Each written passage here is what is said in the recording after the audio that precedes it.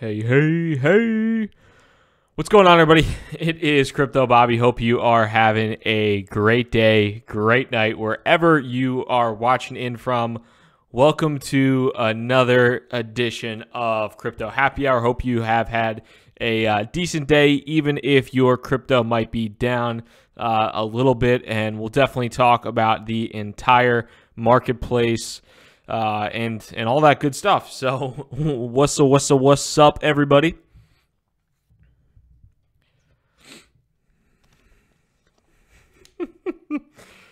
What is going on, Dwayne, Shaniqua, Zachary? I actually don't know what a public key is. Well, I don't know what a private key is, huh? Right? No? Anybody? So, dude. Don't ever do that again. I will do what I damn well please.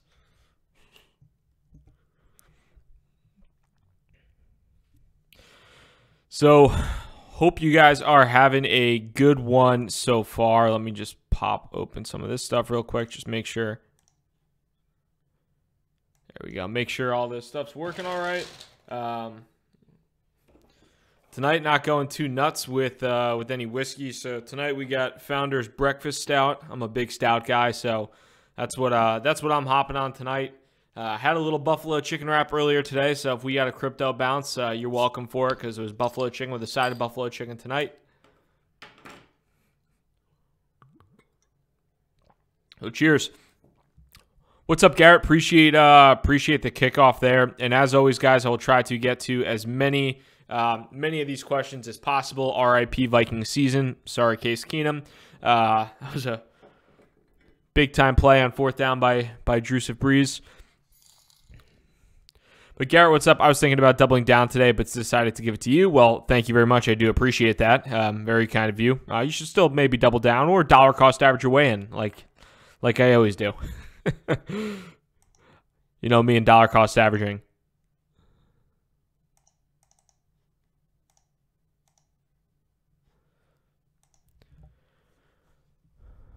So taking a look at some of these questions. Can a Carlin for me?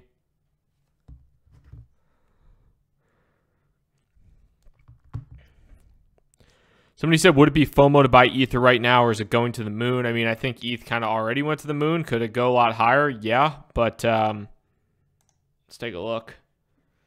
Oof. Yeah, so basically ETH's at an all-time high. Pretty incredible. Nice bounce back today too as well. But ETH's pretty much at an all-time high, or about to be at an all-time high from that, especially if it breaks to 1,400. That's where the last move, or that's where it got shut down previously, but very, very briefly. But would I say it's FOMOing in right now? Me personally, I'm not buying any more Ethereum at this point.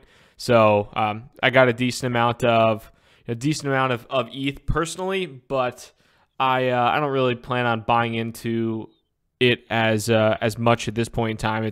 I don't want to say that ship has sailed, but going to that question as well, Curtis Gebhard's Tron on the screen. Do you think it will be going back up, or is that ship sailed? I personally am not. So I tweeted about this beforehand, and I said that this is the reason that I don't buy into pumps. At least 2,000 to 3,000% pumps. This was the reason, and I tweeted about this. And if you, granted, this is the absolute high, top of the wick, but if you are looking at the all-time high for Tron to where it is right now, it's down about 70%. I mean, that's a huge move down from the all-time high, and really hasn't shown much momentum at all, other than one nice recovery, and then it continued basically sell off since then. So I am not. Tron scares me, and also, I mean, they're pretty early on, and I feel like their CEO or founder Justin crushes beer whiskey, crushes marketing, fantastic marketer. But I want to see some technical advancements before I would ever throw money into something of that valuation. And you could say the same thing about a lot of other crypto out there, and I get that. But with that being said, I'm not all over Tron at this point in time. Can you have a look at CDT and Nebula? What's your thoughts?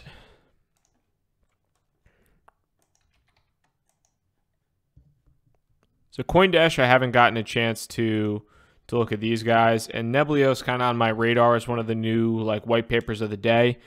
Rick Solano, I haven't gotten a chance to go through AppCoin, but a ton of people have recommended AppCoin, so I might take a look at that. I was actually looking at VeChain last night, or not VeChain, Block V, which was a fairly interesting one as well. And I don't want to say the exact same thing as, it's definitely not like an app store or anything like that, but I was testing out a little bit within the App Store, and I thought that was a fairly interesting one. So I'm going to do a little bit more research on it. It has some interesting backers. It's pretty much solely traded on Huobi, but I haven't gotten a chance to fully go into app coins, but I'd like to, so I'm probably going to throw that on the daily white paper list. But as far as CoinDash goes, I haven't gotten an opportunity to go through this one as a whole.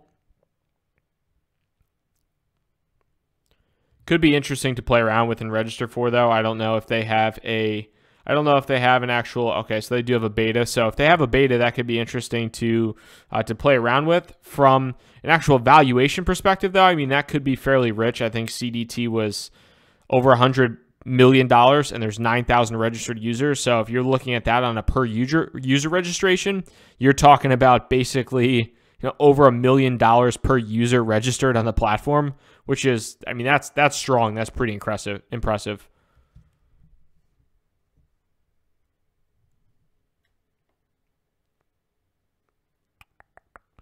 And then as far as Neblio goes, so I'll pop back over to Neblio. But as far as Neblio goes, there's a couple people that are pretty big proponents of Neblio that I know of, but I don't want to say it's small potatoes in terms of the blockchain solutions that I'm looking at, but it hasn't done anything yet to really pique my interest off the top. Although this is another one that between Neblio and AppCoins, I'd like to add both of those to the list. Wow, the Vikings won. Okay, so maybe I should have started crypto happy hour at 8:15. Apparently, that would have been the better move. So I guess Stefan Diggs with the big play potentially. I don't know, but congrats to the Vikings. That's pretty awesome. R.I.P. Saints. I spoke too early. Cheers if you're from Minnesota. Sucks if you're from New Orleans.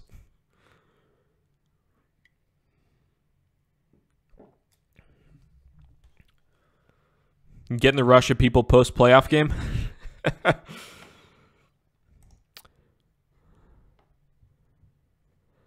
Thoughts on Substratum? I don't know what it is about Substratum. I know there's a couple big YouTubers that like Substratum, but I've seen people just pumping like Substratum has just been like the mentions on Substratum. It's just been increasing and increasing and increasing, which is fairly interesting. When you think about kind of just overall what the coin's about. We were talking about Substratum back when it was.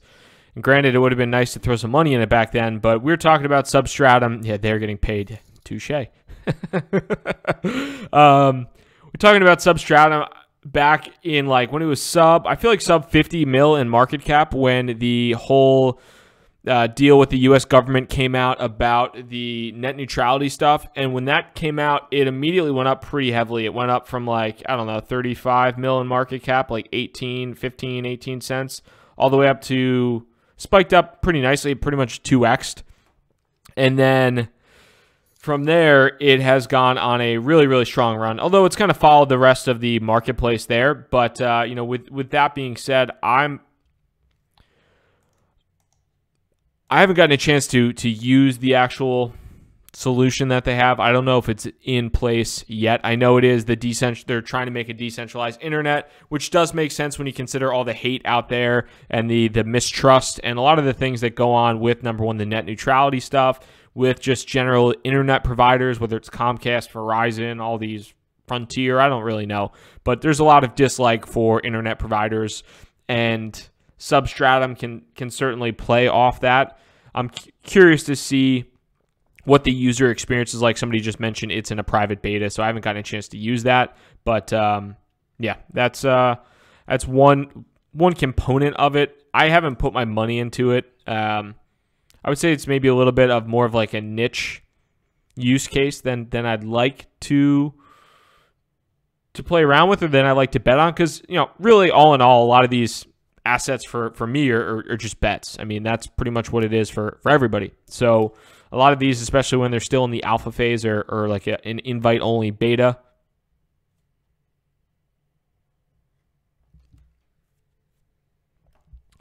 we said thoughts on Aeon.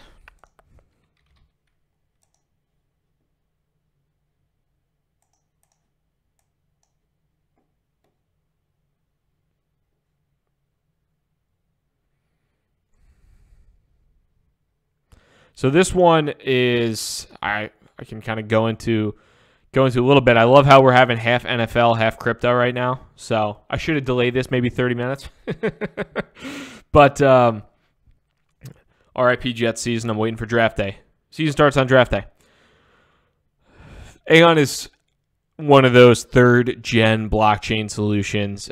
Is it something that I have a ton of confidence in off the bat? I haven't gotten a chance to do the full due diligence on the team. So that is kind of one thing I haven't gotten a chance to really run through the entire team yet at this point in time. A pretty big team in place. That's for sure. Some decent partnerships there too. I don't know what the deal might be with. So off the top, I mean, if I haven't gone through the entire piece on these guys, but just from the partnerships that they have, this might actually be the white paper for tonight. I mean, granted, they're already pretty big in terms of market capitalization. You know, we're talking about at this point in time, we're talking about a $600 million market cap. So the overall upside on that might not be so massive. But depending upon the actual nature of the partnerships that they have with Cooley, who I know is a very legit law firm in the space, obviously Deloitte, Wanchain is another, Sonam, Jax, Bancor, Ripple, obviously. I mean, they have some pretty interesting partnerships, so it might be worth a full run through at this point. And looking at the advisors as well, Anthony Diorio is an advisor to a good number of projects. Take a look at some of these other guys as well. So yeah, I haven't gone through them in full depth, but I'll probably look to that. Somebody said Crypto Bobby and Coin Mastery aren't all that great for alt tips in my opinion. I mean, there's 7 bajillion altcoins, so I can try and give you altcoins that I know of off the top of my head that would be solid, and I put those in my portfolio. But for me to say every single one out there is either great or that I have fantastic knowledge on every single one that would be a misstatement. And I'm not going to sit here and pretend like I know something I don't know. This guy is trashing sub but loves BRD. Dude, are you like, when did I trash Substratum? Do you not hear things, or do you just have a big, like, earmuffs of, do your bags cover your ears? I don't know. When did I trash Substratum? I said it was an interesting player from a decentralized internet perspective. I talked about it when it was a sub $50 million market cap. I thought it was interesting back then. I think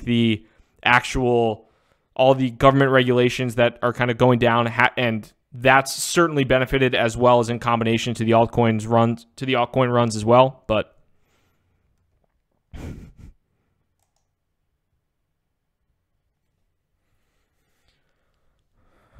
Will, you might be confusing altcoins with shitcoins. I'm kidding.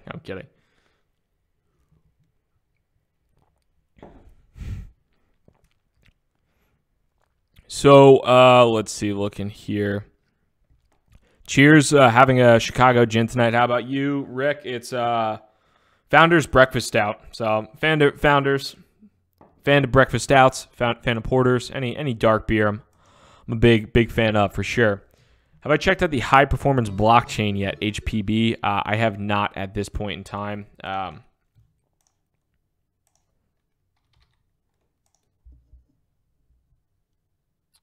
I haven't gone through high performance blockchain yet. I'm assuming this just ICO'd because it came out less than like 4 days ago. Where's it trading on? Buybox. I don't even know what exchange that is. So that's got a lot of volume. It's $40 million in volume. So I'm assuming this isn't a US ICO. Let's see here. Oh, there we go. English. So I haven't gotten a chance to go through the white paper on these guys, but yeah, it's a lot of volume for a couple days after an ICO. So I'm assuming that there's something behind that.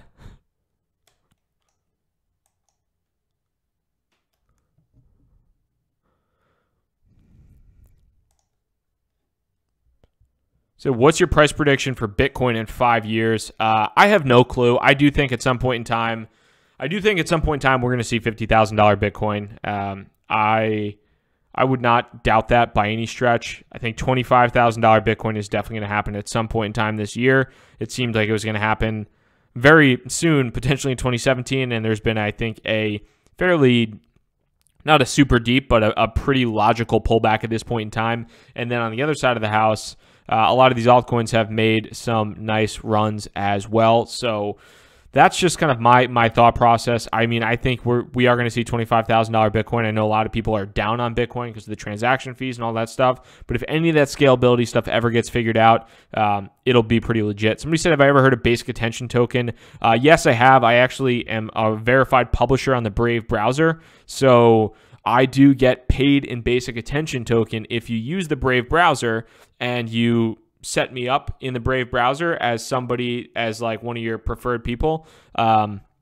Here's one of the people that you essentially donate Brave browser or BAT tokens to. So I have a pretty small holding of Brave that I get now on a monthly basis for anybody that joins or that visits my YouTube channel from the Brave browser, which is pretty cool. And I think the Brave project, it's an aggressive one. It's very interesting. They're going up against massive competitors in terms of Microsoft and Google, but they have a strong team in place. Will it catch on in the long run? I think they can improve the Brave browser a little bit, to be pretty frank. But it's still pretty, it's a solid product for sure. And the idea of Basic Attention Token is an interesting one. So how that works with the Brave browser and the Basic Attention Token, it's interesting. I think a lot of people hate advertisements, and depending upon the type of content, I would hope that if you get provided decent content from someone, you might be interested in contributing to them through something like Brave browser or Basic Attention Token. So that's pretty cool.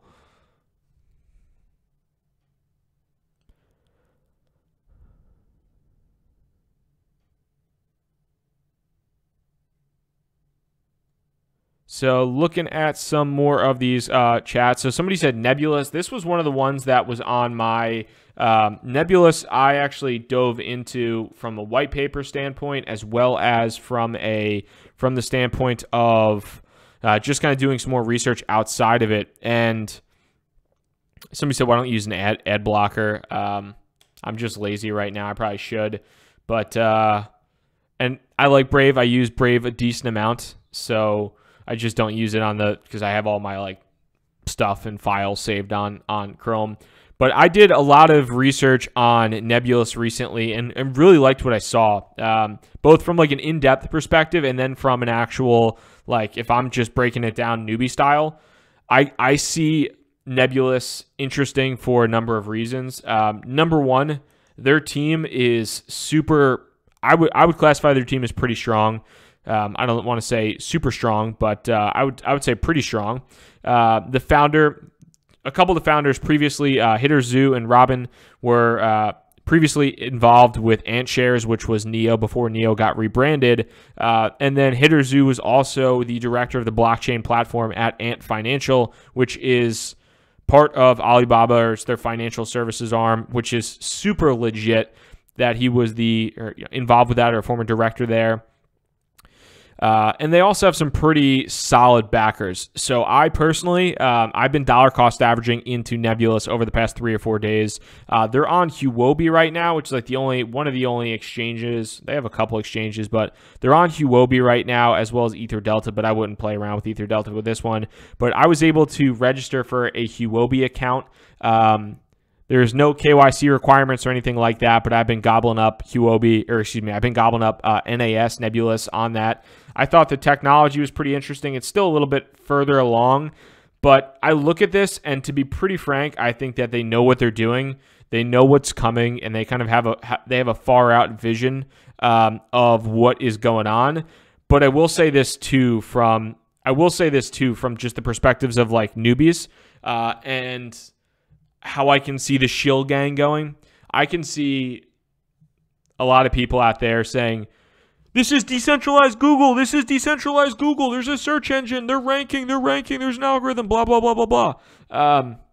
Meanwhile, it's a lot. This isn't just Google on the blockchain or something like that. It is, it's significantly beyond that. There's incentives for developers. They're making a lot of the applications, the decentralized applications, they're making that searchable. They're making a directory based upon that, trying to kind of allow users to interact with. They're allowing users to interact with developers and these decentralized applications, ranking those. So I do really think that it's a very interesting project, but I think it could basically be broken down simply. And a lot of times when you're looking at these cryptocurrencies, if you can sell it in one sentence, a lot of times it'll pump because people just say, yo, it's Google on the blockchain, buy it. And then somebody's probably going to buy it, whether or not that's good or bad. And then, too, just going back to the team that is involved with it, prior involved with AntShares, software developers from Google, just a pretty solid team. And then also, if we go down, not just to the advisors, but here we'll pop over just a couple reasons when I was doing my due diligence that I like these guys. So they're partners. FBG Capital is they're also involved with everybody's favorite Tron. So FBG Capital is one of them. In addition, 500 startups, Tencent. I liked what I saw with these guys, and I've been building a position. It hasn't done anything since if anything, it's gone down a little bit. But yeah, a couple people said BitConnect is under DDoS attack. Yeah, I don't think it takes that long to solve yourself. I think they. Oh, excuse me. Is that the exit? Yep. No, who knows? Maybe they're exiting, maybe they're not. But if they do exit, I am going to grab a beer and I'm going to sit here and I'm going to laugh because I'm going to say, I told you so, I told you so, I told you so. Guys, the SEC is just a bunch of fudders. That's the big thing. The SEC doesn't want the little man to rise up. Doesn't want the little man to rise up. That's what it's about. They're keeping the little man down. They're not trying to protect the little man from investing in a blatant Ponzi scheme because, what experienced person besides Vitalik Buterin, Charlie Lee, Ari Paul, Mike Novogratz, who out there is with any qualifications in the crypto world has said BitConnect's a Ponzi scheme? Nobody, right?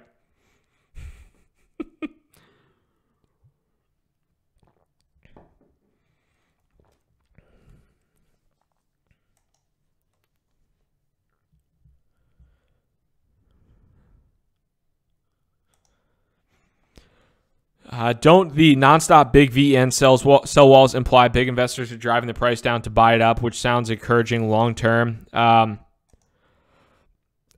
haven't looked too much, to be pretty frank. I haven't looked too much at the order book for VeChain. I think the partnerships definitely drove. The idea, the rumor of partnerships certainly drove the price up quite a bit, which is. The partnership certainly built up the price there, but I mean, as far as VeChain goes, it's kind of a buy and hold for me at this point in time. I've gotten in fairly early and have been happy with what I've seen. I haven't seen it really slow down too much. As far as big investors driving the price down to buy it up, I wouldn't doubt that by any stretch. And if that's the case, yeah, that is encouraging because you have big investors that are going to have big bags and they're going to hold on, hopefully for short term. But I haven't looked at the actual order book with VeChain recently to see any of that price action at all.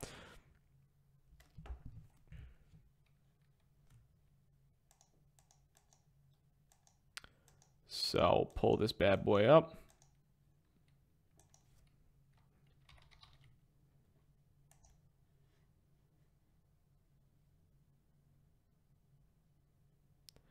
So a couple people asking thoughts on Enigma.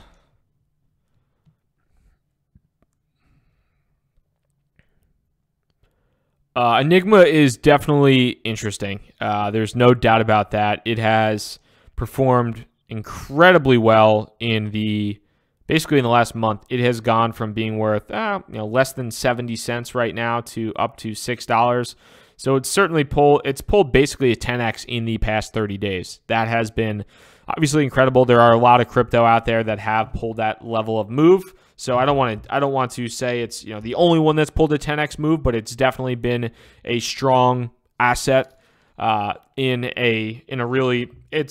it's been pretty fantastic. As far as the technology goes, I do think that when you're looking at Enigma, privacy is going to be one of the biggest things moving forward in 2018.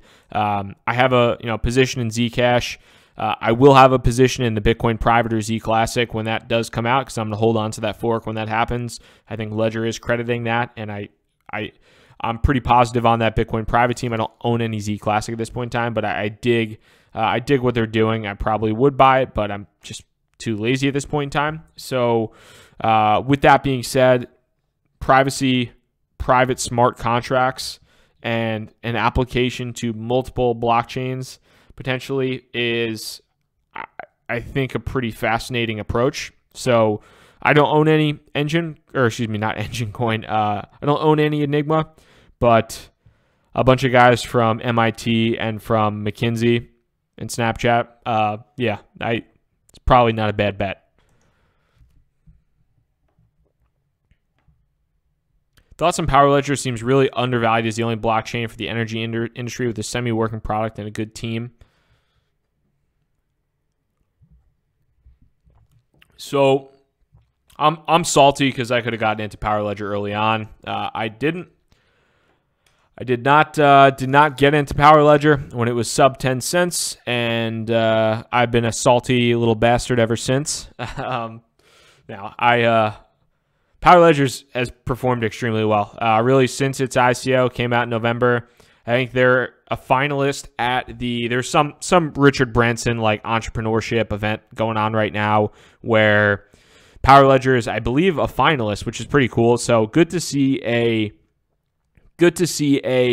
crypto project that's actually like creating some legitimate like use cases and that's delivering value, even if it's just in like a demo form or something like that. But good for Power Ledger. That's fantastic. Is it cheap in comparison to some of the other, I think, overblown projects? Yeah, for sure. But I don't know. Maybe it's a little bit like niche for me at this point in time, but at the same point, I've had the opportunity to hop into Power Ledger multiple times, and I haven't done it.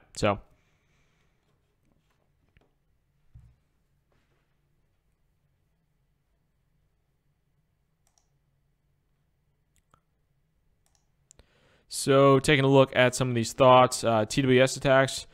What do you think about Vibe, GTO, or Bread? So I have a very small holding in Bread. I saw somebody like making fun of me before because they said I have a small holding in Bread. Bread now, I need to readjust my portfolio, but I think Bread is less than like 2.5%, maybe 2% of my portfolio as a whole. So it's a pretty tiny percentage in comparison to a lot of the other crypto that I have. So somebody said thoughts on Tron mooning right now. Oh, it's coming back a little bit. Let's not say. I mean, granted, this is in log. If this is in auto, it looks a lot worse. But I don't know if this is mooning, but it could be the start of a nice comeback. And I know there's a lot of people that bought Tron pretty high up, and I'm hoping that if you bought Tron fairly high up, you see a recovery. Me personally, I don't have any interest in buying Tron at this point in time, though. But that's simply me. But thoughts on Bread? I have a small holding in Bread. I think it is good for a small holding. Do I think it's going to be the next $10 billion cryptocurrency and crush the world? No. But as far as it goes, I do think it's worth a nice short-term shot. And thoughts on Vibe? That was the craziest pump ever when they got added to Binance, right? Yep, Binance. When Vibe got added to Binance and it went up 400% in like a second, that's just stupid. It went from, I don't want to say it's going to bleed out, but when something goes up 400%, I've been burned before because I haven't hopped into something after it spiked up like that. But that's just kind of not my overall style, is to do that. So this 3-minute coin, Charles, this 3-minute candlestick is higher than the last. Coin is moving. XYZ. Somebody said, and I think this is an interesting comment, but somebody said, Bloom, thoughts on your thoughts since the ICO ended. So I would say this, and there's a couple ICOs that maybe are taking this approach, but Bloom hasn't made it a massive priority to add themselves to any exchanges. And in some cases, the lack of liquidity there is maybe hurting how well the coin is performing in the short term. We'll see if it's up. It doesn't even have a full-on market cap or anything like that right now, but it's pretty much just traded on Ether Delta and IDEX. It has like no liquidity whatsoever. It's really only traded on the decentralized exchanges of Ether Delta, IDEX, and Radar Relay. So I know a couple people are like pissed off about that. The one thing I would say though is when you do participate in an ICO, a lot of people, I saw some comments in like the subreddit of the Bloom, or in the Bloom subreddit, and people are like, as an ICO and as an investor, I'm very angry. To be pretty frank, when you put your money in a utility token, you are not an investor and you literally have no rights. And I put money into Bloom, but I know that I have no rights. You're buying a utility token. You might as well be buying a pack of baseball cards.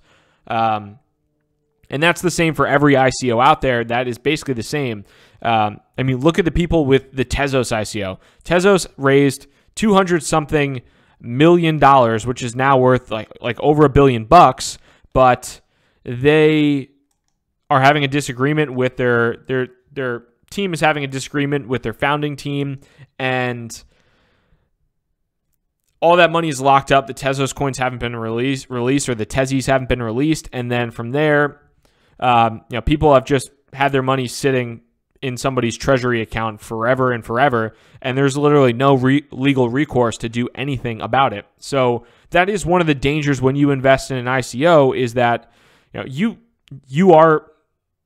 It's basically, people can classify it whatever they want to classify it. So, but yeah, I would just say that I'm happy to let Bloom do their thing and work, because short term, I'm not selling my Bloom right now. I'm not selling my Bloom right now, and I would rather, I'm going to be completely frank, I would rather the team actually care about the tech rather than hopping on Twitter and tweeting all about how they're XYZ and CoinMarketCap. And there's a lot of projects that do that, and it turns me off to those projects.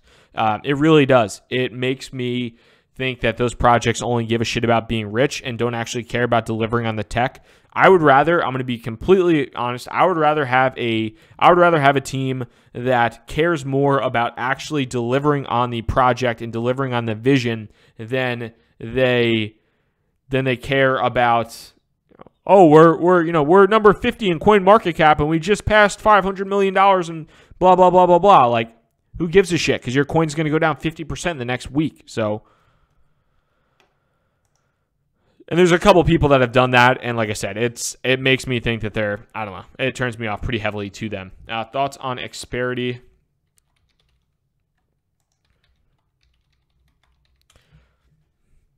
These guys have reached out to me. I've actually used some other, I don't know. It doesn't really interest me that much, to be pretty frank. And the fact that Inc. 5000 or Inc. rated them highly, that's good. But I've used a couple of these like products before, where you sign up and somebody creates a call with you, and then they just pay you out in PayPal. I don't see any big reason why you need a cryptocurrency. I don't see any reason why you need an ICO. Maybe I'm wrong, and maybe this crushes it, but yeah, I don't see a reason why this has to be a token. I'm going to be pretty frank. So that's kind of my overall thought process. Maybe I can try and sign up and use it, but I don't have a ton of interest in participating in an ICO like that.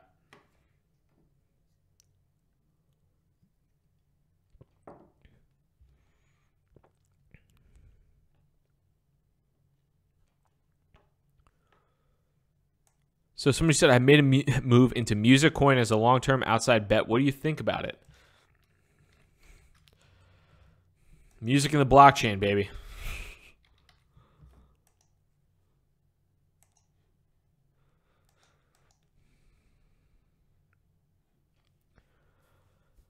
So I haven't seen these guys, to be pretty frank. I haven't seen these guys really at all. I know there's a couple artists out there that have started to get paid in, I think it's Monero and a couple other cryptos out there. Let me see who it is. Monero singers.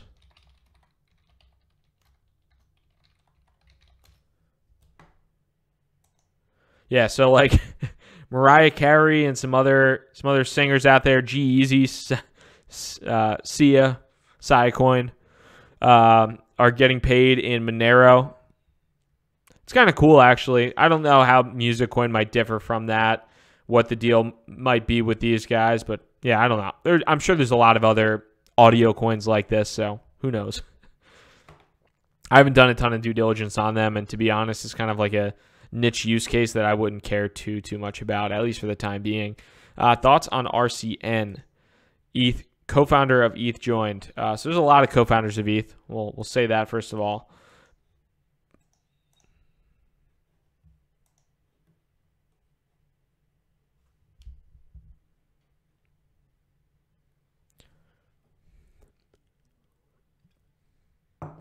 So popping down here to take a look at some of the folks.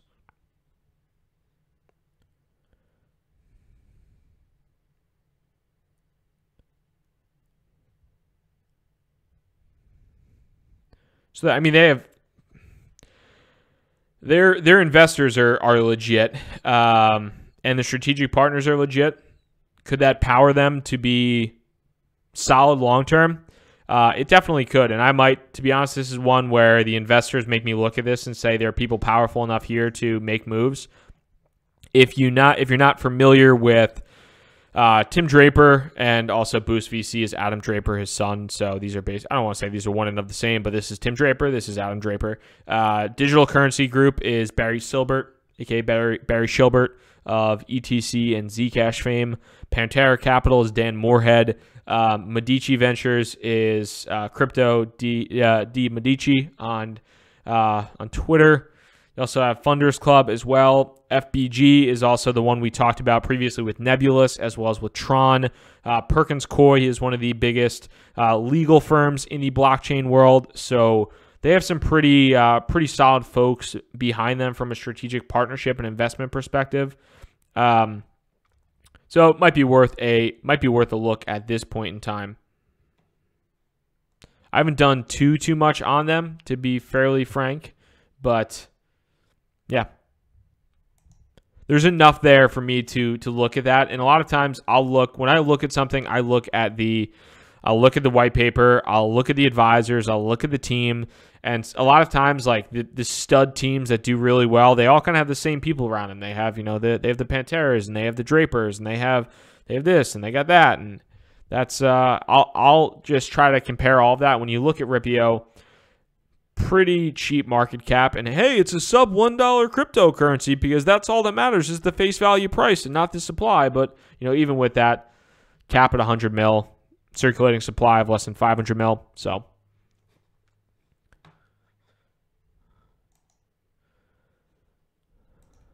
we'll take a look at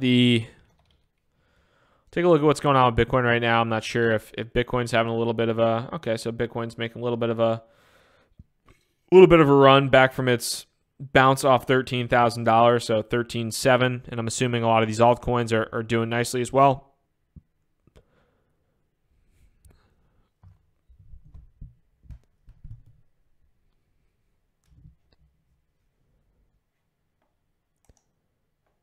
Ben C, what's up, dude? Appreciate that super chat very much. Let me just take a look here. So, have I looked at Hedge HDG? I think we talked about this previously.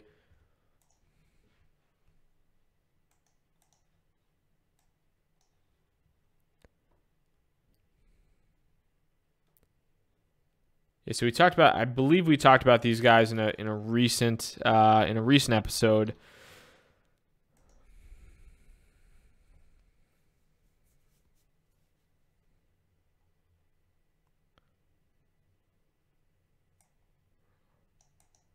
Crypto index, passive investment vehicles, state-of-the-art trading platform. I don't. Maybe I'm just skeptical about a lot of these, but I don't.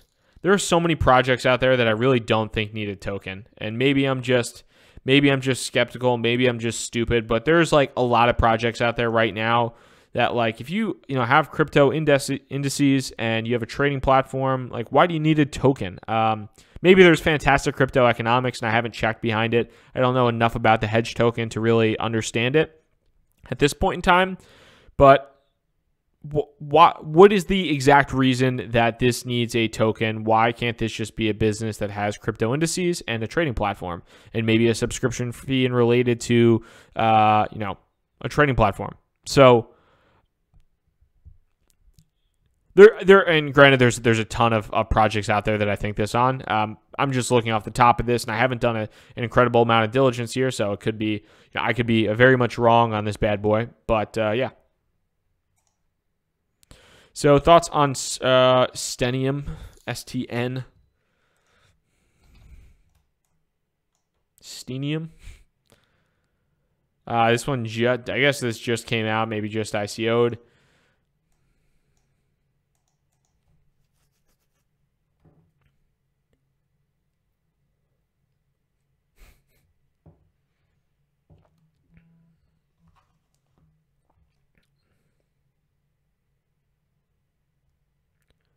What is the point of this? If somebody can sound me off on what the point of a digital asset to work as a unit of exchange without relying on a central server. Isn't that not Bitcoin? Is that not the exact same thing? Stenium is nearly identical to Bitcoin since it was created based on the Bitcoin platform. Just as its predecessor, you can easily send Stenium anywhere in the world. You can do that Bitcoin. A transfer fee will be described. Yeah, I don't know. Maybe off the top, if somebody can tell me what the heck the deal is with this and why it would be different than Bitcoin. But I mean, I'm looking at it right away and saying, what's the deal? It's not hitting me in the face. So there's a savings program.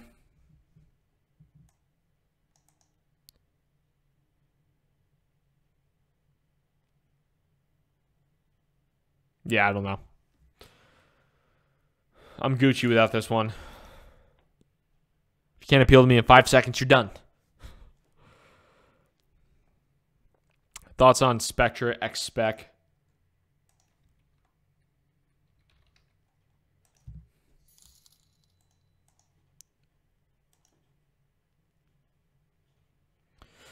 Another privacy coin that has native Tor integration. So there's a couple out there, like Deep Onion Coin also, I believe, has native Tor integration as well. That seems to be a hot reason to talk about privacy coins. I do think that I think that privacy coins are going to be big winners in 2018. However, I personally tend to believe Monero or Zcash are going to be the big winners.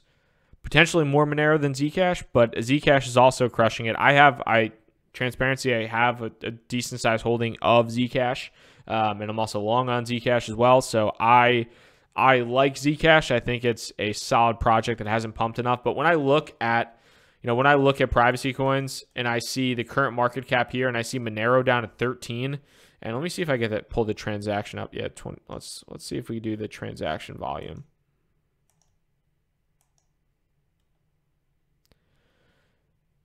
So with Zcash, the actual, what do we got here?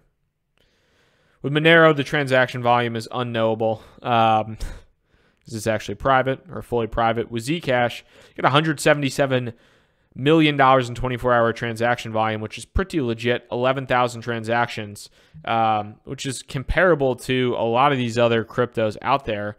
And I'm a fan of that. I think that, that is a big asset to it, and it should be highly valued at some point in time, because a lot of assets out there that literally have no transaction volume whatsoever.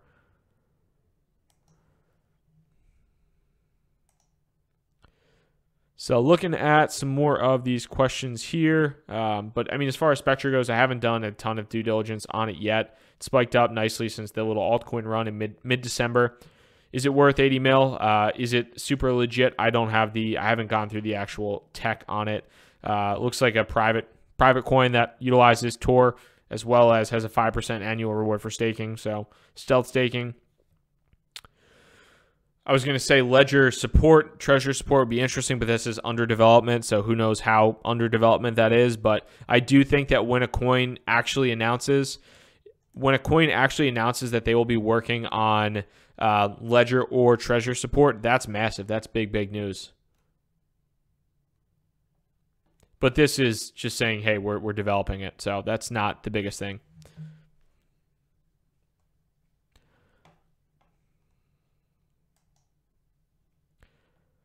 So Christophs and Mr. James, thank you very much for those super chats. Appreciate it. I don't see any questions there. And then thoughts on VWAS. I also suck at pronouncing the names of these cryptocurrencies as well.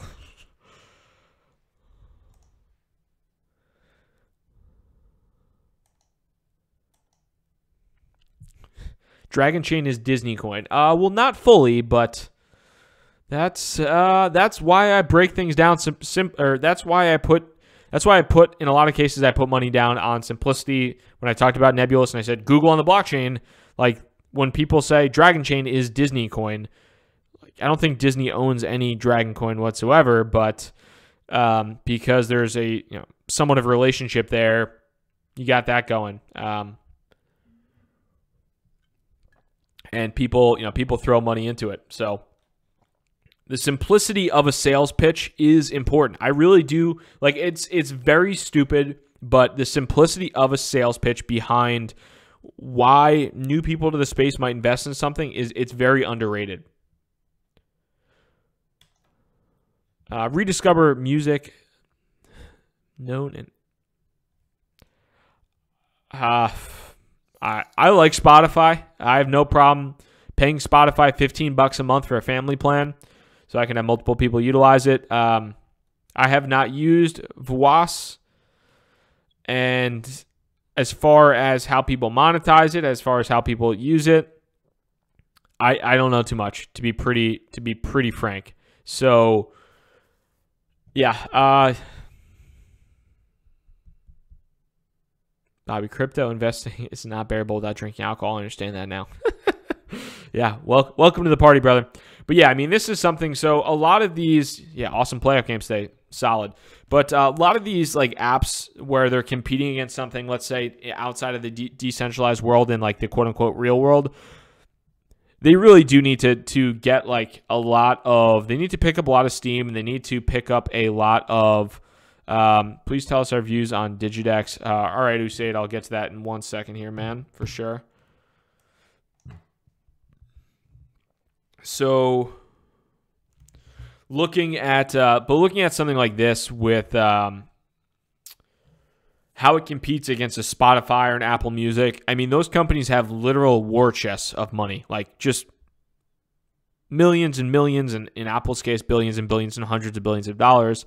How something like VWAS can compete with that, I don't know. I don't know if that's possible. And I also don't know if it's something where artists would realistically feasibly get paid from that. So not saying they wouldn't get paid, but if there's not enough people listening, how are they going to get paid enough? So I don't know off the top of my head, but something that might be a little bit too early on for me to be interested to put money into it.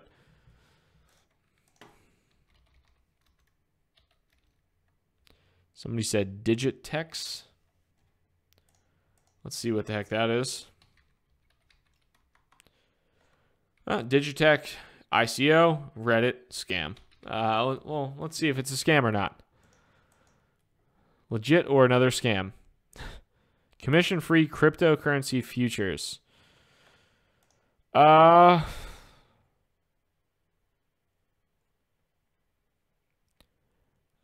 website's not that impressive.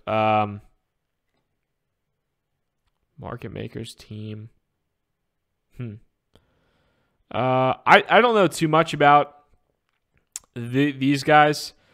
I know that when it comes down to futures, though, it's all about liquidity. And I mean, with a lot of these markets, if you're going to be trading futures, you got to be trading with liquidity.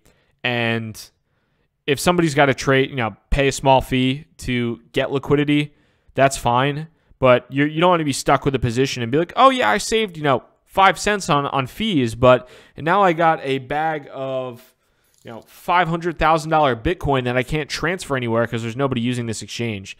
I know BitMEX is very popular. BitMEX is obviously it's a Bitcoin futures exchange. So BitMEX is highly popular, as well as like Bitfinex too, if you're trading futures. Or if you're trading on margin.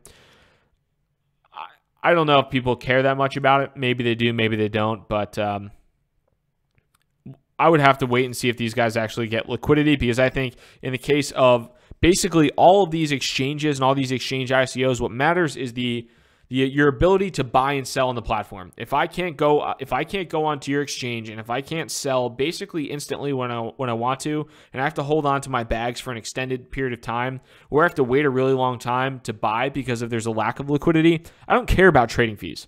I'll gladly pay a 0.5% trading fee if it's liquid and it's fast and the user experience is great. I don't care. But zero trading fees is something that, a lot of people, it's a buzzy word. So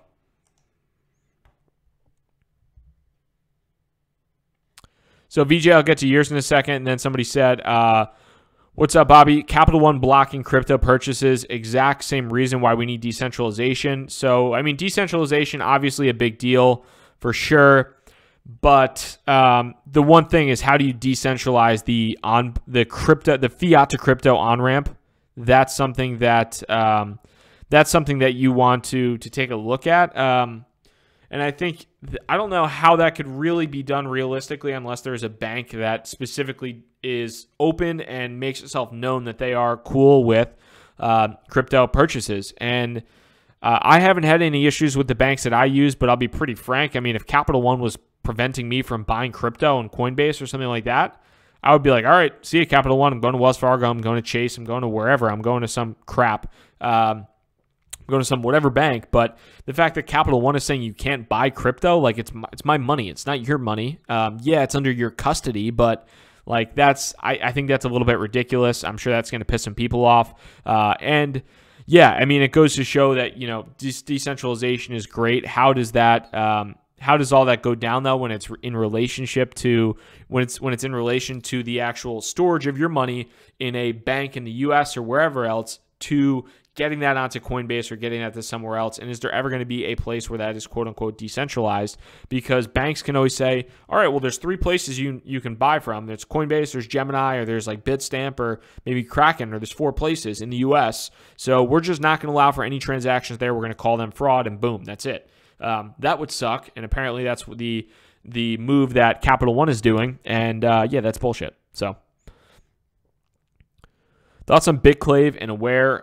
Bitclave is somewhat interesting. It's not the same thing as Nucleus, but what do we got here? Fairly recent ICO.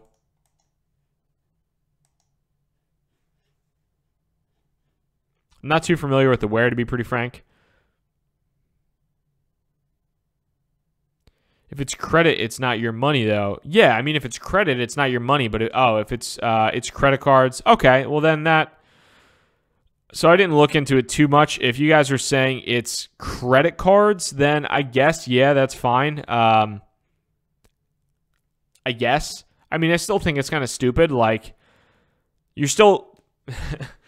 The bank is still charging, 20% interest on that, on those purchases. So that, I personally, I don't buy crypto on credit cards. I think that's kind of stupid. I'm not paying interest on crypto purchases and just assuming I'll do bank transfers and I'll pay in cash. But if it's, I get the point. If it's a credit card, it's not technically it's not technically your money.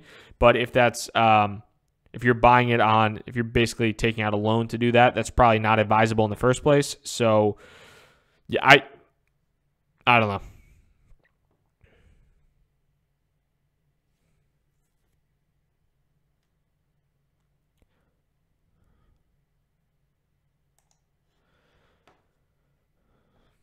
So BitClave is one that I've looked at a little bit. And again, this is something that you can kind of simply say, like, people can get behind. Okay, this is Google on, this is a decentralized Google. This is a decentralized search engine.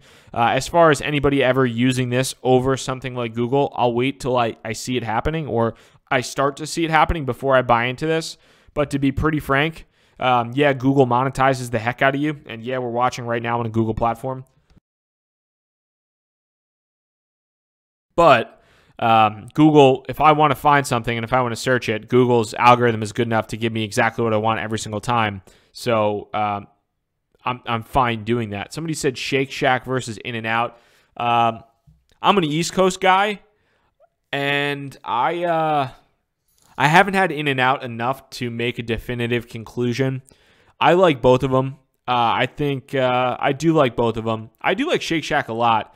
To be honest, though, Five Guys might actually be, I know not that many people like Five Guys, but I think people sleep on Five Guys. I could crush a Five Guys double bacon cheeseburger all day, every day, with the Cajun fries that they throw in the bag.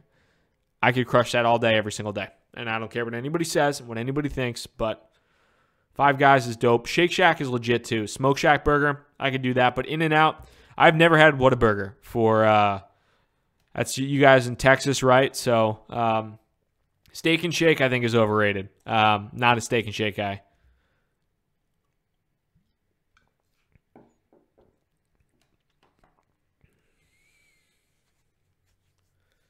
KFC Bitcoin bucket. Somebody said Cookout. I went to college in North Carolina. I thought Cookout was just overrated trash.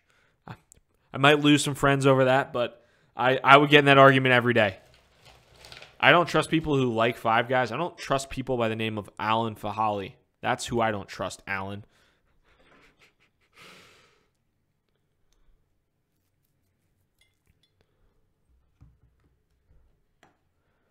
So looking at some more of these questions here, thoughts on Stellar. Stellar's an interesting one. Stellar's very highly valued. 11 bill market cap. Let's go from the all-time high.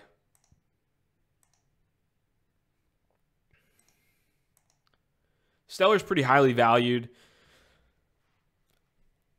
Stellar was a fantastic trade as of recent. I don't know if the run's over per se, but from kind of what I've seen with some of these is the run moves from some of these large cap cryptos. Like you saw things like Ripple making a massive run first, and then you saw Stellar making a massive run, and then you've seen a lot of these smaller kind of mid to small caps, and the money just trickles down and trickles down.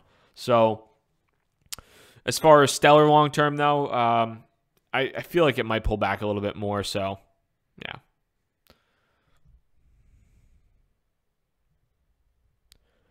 VJ, I don't have too much info on Aware, so I can't give you too much good stuff on that one.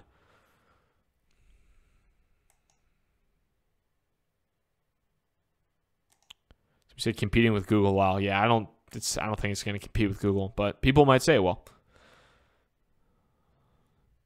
You said thoughts on Kyber Network. I think Kyber Network is I don't have any money in Kyber Network personally. I do think if I am somebody in crypto, if I'm putting my money into crypto, I would have one of these 3 decentralized exchanges in my portfolio. I would either have 0x, I would have Kyber, or I would have AirSwap. I would have one of the 3 personally. I have both 0x and I have AirSwap as well. AirSwap is much smaller now from a market cap perspective. It's 222. But you also have Kyber, which is, what do we got at? Was it 6 something if I'm not stupid? Yeah, 566.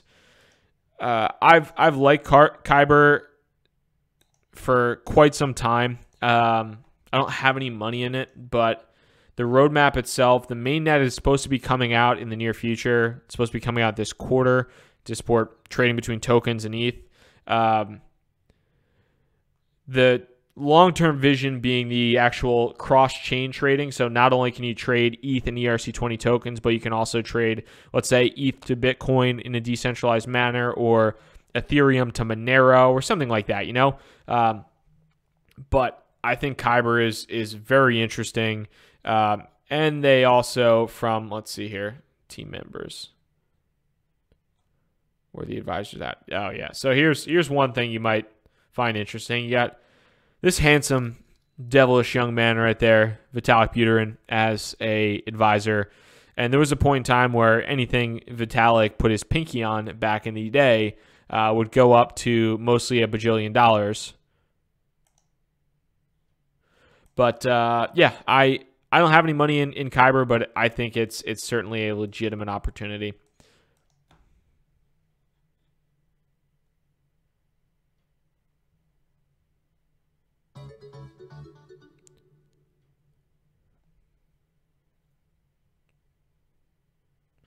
So why don't you set up meetups on the East Coast? I've thought about it.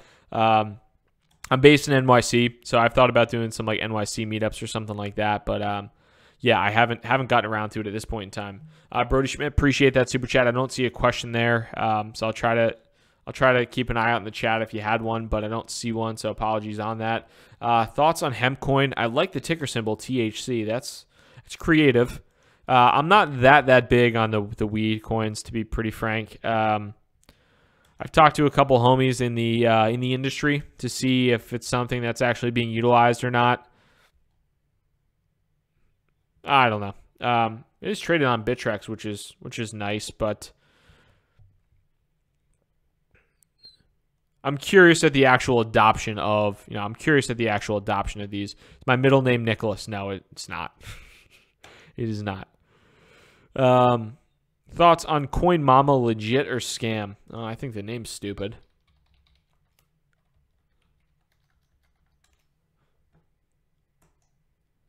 Buy Bitcoins with a credit card. I mean, I don't know if it's legit or not, but to be pretty frank, I mean, I think it's terrible I think it's terrible advice to buy Bitcoin on credit card or buy cryptocurrency on a credit card, especially if you can't afford it. I think you should only put money into crypto onto what you can afford to lose. And if you don't have the money in cash to put into it, I don't think you should be taking out credit for it.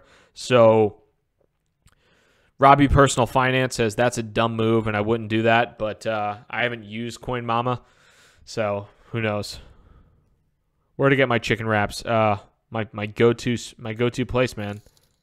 Somebody said weed industry is not supported by banks, so they are a captive audience. That's definitely true. I mean, the weed industry is not supported by banks. It's not even, I mean, I work in the software industry. We're not even allowed to sell software to weed companies because it's against federal guidelines.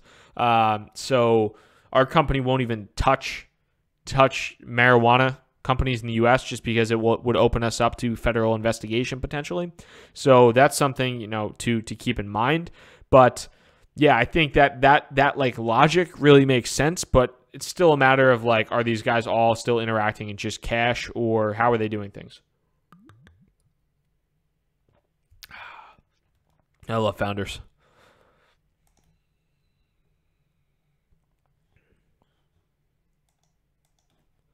So taking a look back at some of these questions, can you look at blue?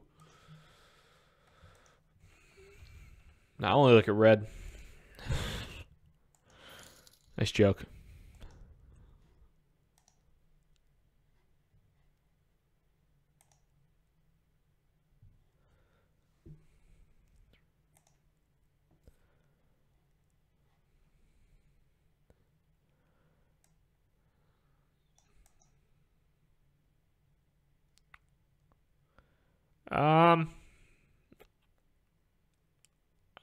I don't know. No, thanks. Nope. Give me your real picture. Give me your LinkedIn profile. Take a hike. Get out of here. That's fake shit in your fake beard. Oh, you got an American flag there. Yep, Uni, huh? Is that right? And Mr. Franklin. Okay. Get the fuck out of here. Fucking scam artists. Put your fucking name on your project if you want to be worth $42 million. Jerks.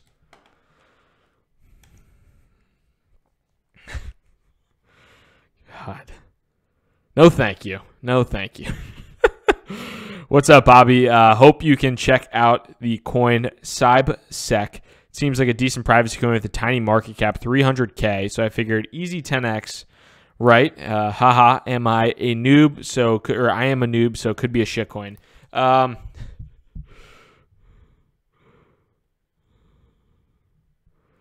Please take a look at Elf. Yeah, I can. For sure. Yeah, shout out to Mr. Franklin. What's up, brother? Hit me up. You want to come on the next episode of Crypto Happy Hour? I'll have you join, and we'll just put up your little fake icon, and yeah, we'll go from there. God, I hate shit so much. The fact that these guys don't even have real names. I mean, I guess we could say the same thing about BitConnect. You know, they're worth over $1 billion, and there's like some random person named like Jim behind and they don't even know the address, and they've been kicked out of England. But guys, it's not a scam. It's not a scam. It's legit. It's legit.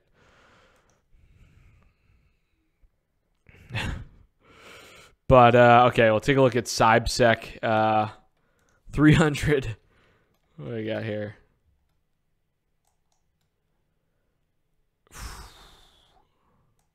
It's actually a decent amount of volume for a coin that little.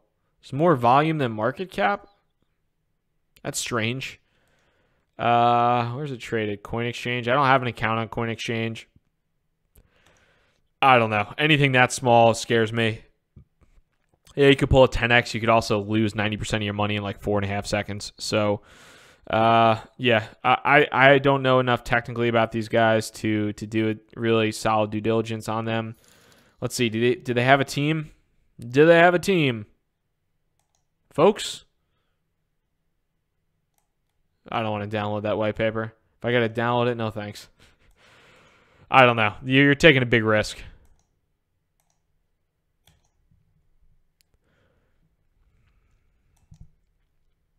Anything that small scares me. Thanks, Jacob. That's what she said.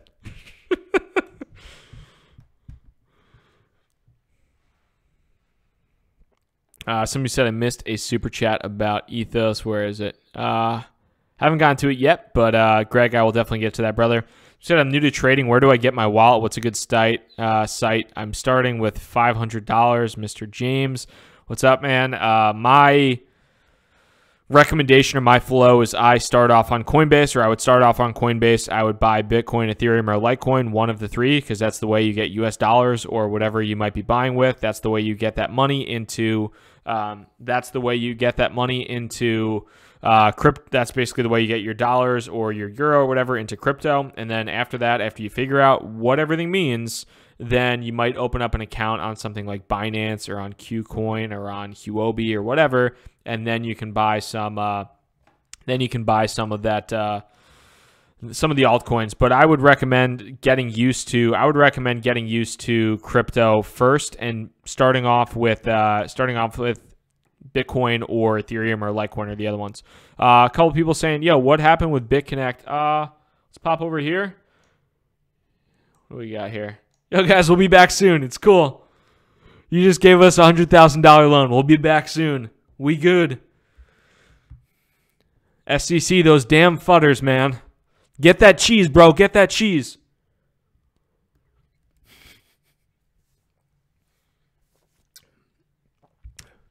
Just for a heads up too, I'll be going to the Bitcoin conference I'm going to the Bitcoin conference in Miami this week.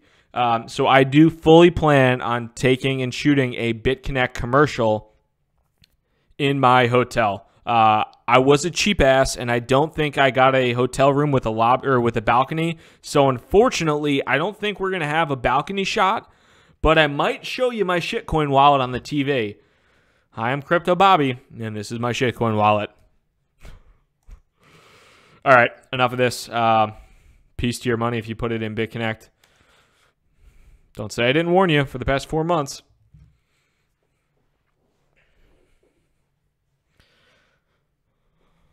What's up?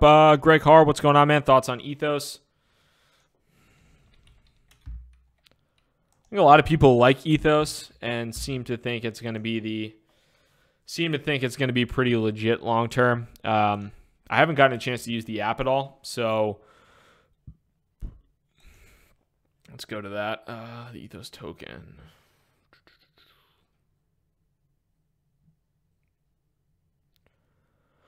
So I haven't gotten a chance to use their app yet. I'm not exactly sure. Maybe, let's see, is it on the iPhone off the top? It says it can do a lot. The thing with Ethos is it says it can do a ton. Can it actually do what it says it can is like my big thing. Can they handle asset allocation for you? Is it really cold storage? Can you handle both altcoins and ERC20 tokens on it? Is it social? No. Blah. Is it only out? Is it on mobile? There are a lot of things that they say they can do, but are they really out developing both Treasure and Coinbase and Ledger Nano S? Somewhat, I find that hard to believe. But if they can do that, more power to them, because that'd be a fantastic system. So, yeah, who knows? Lofty goals from Ethos. I've yet to use the product, so I'll say that I've not yet used it. A couple people talking about, I'm shout out to myself for not giving you guys Bitcoin on every video to game the YouTube algorithm so that I don't have a bunch of comments literally just saying some fake crap and then their Bitcoin address. So shout out to me. No, I'm kidding. But really, nothing like gaming the YouTube algorithm to make yourself just more popular. Kyle Babcock's a Vikings fan. Good for you, brother. Somebody said, Facebook sells your data to advertisers. DAT allows users to encrypt their data, store it on the blockchain, and sell it for themselves. Any thoughts? So I haven't seen too much. I don't know if that's... We got Datum.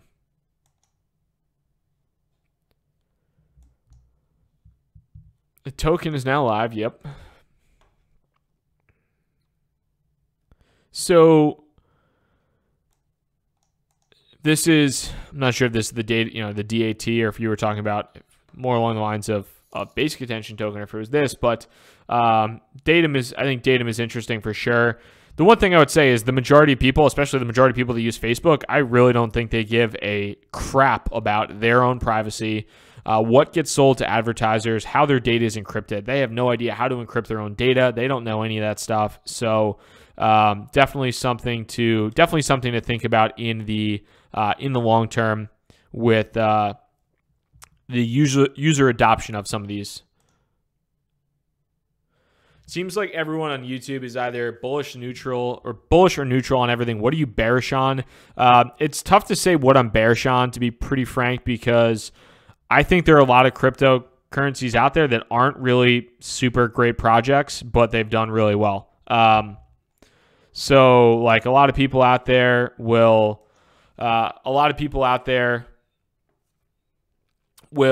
say, like, I don't, there's a bajillion different crypto out there that I think, like, overall it's not that legit.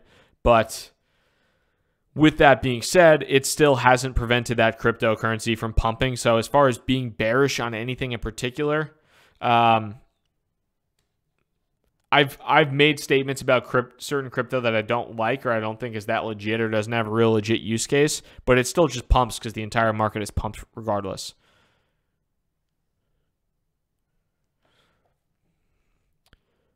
So, Martin, appreciate that super chat. Thoughts on GEMS as an Ethereum DApp taking market share from Amazon Mechanical Turk in the near future? I would have loved to have participated in the GEMS ICO. I did not get on the whitelist in time, so I don't think I'm going to be able to participate in the GEMS ICO. I would love to. I think they are pretty much oversubscribed.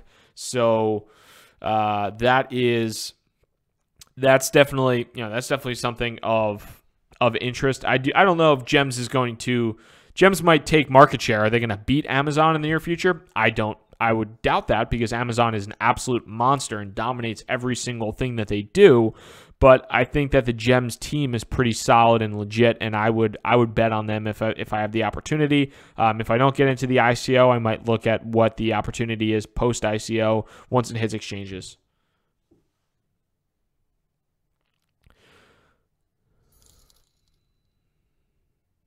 So Steve Lloyd said, rate my blockfolio, 10% Bitcoin, 30% ETC, 60% ETH.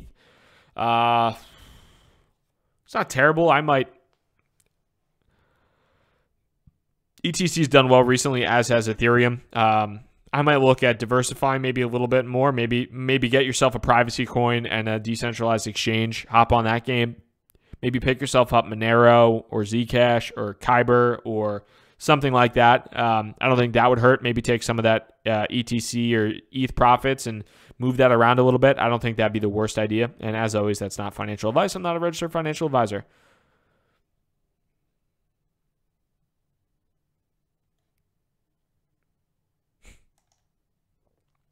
Take it easy, Nicholas. Have a good one, brother.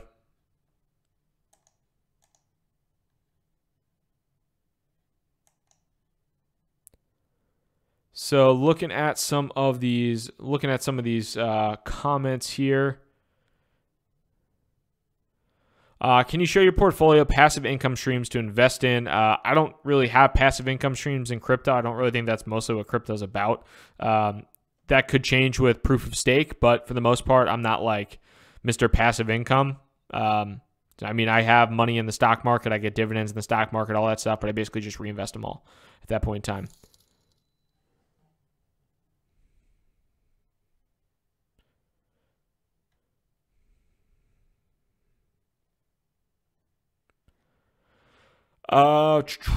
So couple quick thoughts here. Thoughts on MSP.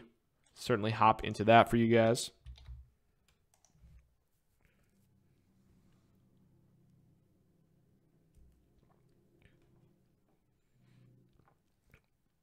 MSP's definitely performed pretty nicely since like early December. Sold off a little bit in the past 24 hours or so.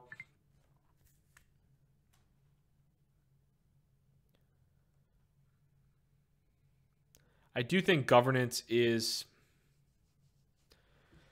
fairly legit. I know there's a couple different, I would say, crypto personalities out there that are very heavy into MSP and like it a lot. So I haven't done a ton of diligence on them yet at this point in time. But with that being said, I could probably do a little bit more intel on Mothership to see how legit they might be.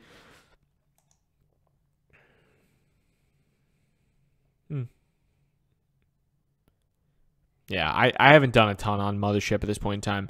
Somebody said, Vivi said, have you heard of Nebulous? Yeah, you missed it in the beginning of the show. I did talk a little bit about Nebulous, started by the Neo co-founders. Do you know why it's largely unknown? So it's a recent ICO. The supply is not yet determined, although the supply is, I believe, 30%. So it will have a 600, I believe, like a $600 million market cap once it comes out on CoinMarketCap. But I've been opening up a position in Nebulous for the past 3 or 4 days, and I'm buying up a ton of it because I think it could be a multi-billion-dollar crypto, especially when people latch on to what it is and who's behind it.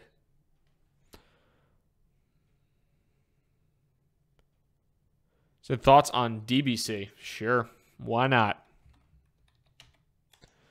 So we talked a little bit about DBC previously. It's had a nice run up until a couple days ago, and then has fallen off the earth, cut in about half. So hopefully you didn't buy at the tippity top, because that would suck quite a bit. What comes up must come down, apparently. And Deep Brain Chain has gone down a little bit. I'm actually working with one of the companies that is basically one of the companies that represents Deep Brain Chain, or one of their like investing groups. I'm working with them on starting to get a chance to interview some founders of some of these ICOs that are coming out at this point in time. Not sponsored videos or anything like that, but just getting an opportunity to speak more often with some of these founders to hopefully introduce you guys to some of these. See if it's something that might be interested, that you might be interested in, whether it's post-ICO, whether it's pre-ICO, but hopefully just introducing some more resources for you guys. So I don't think that I'll be able to, I don't know if I'll be speaking to Deep Brain Chain anytime soon, but it's a group that that represents them at this point in time. Cali and Panic, what's up?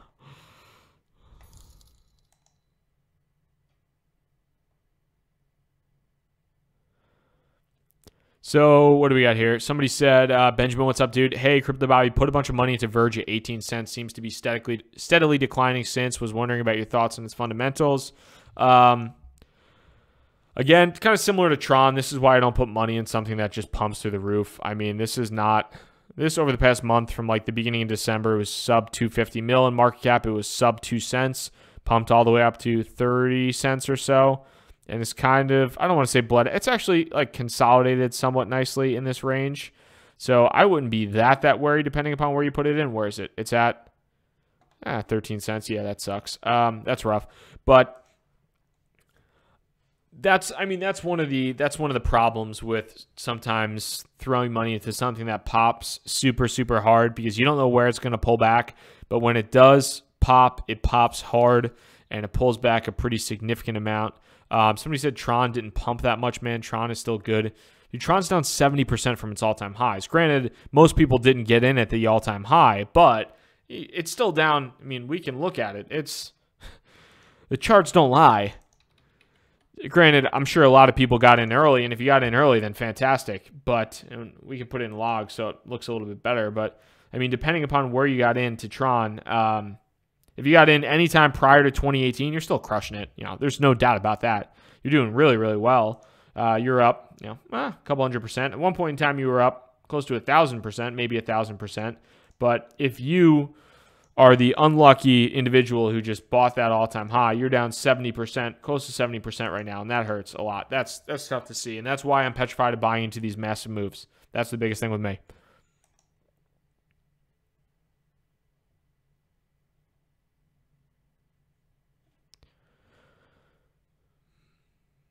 Andrea, appreciate that super chat. Thank you very much.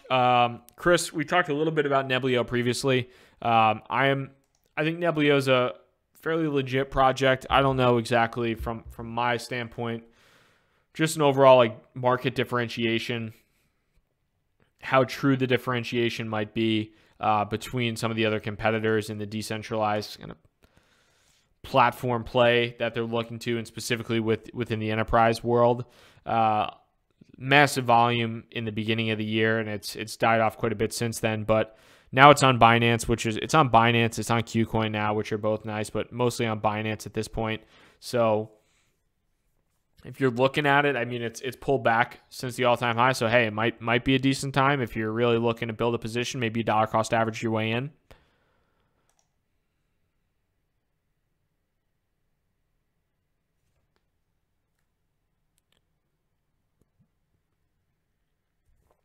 Yeah, don't touch McAfee pumps.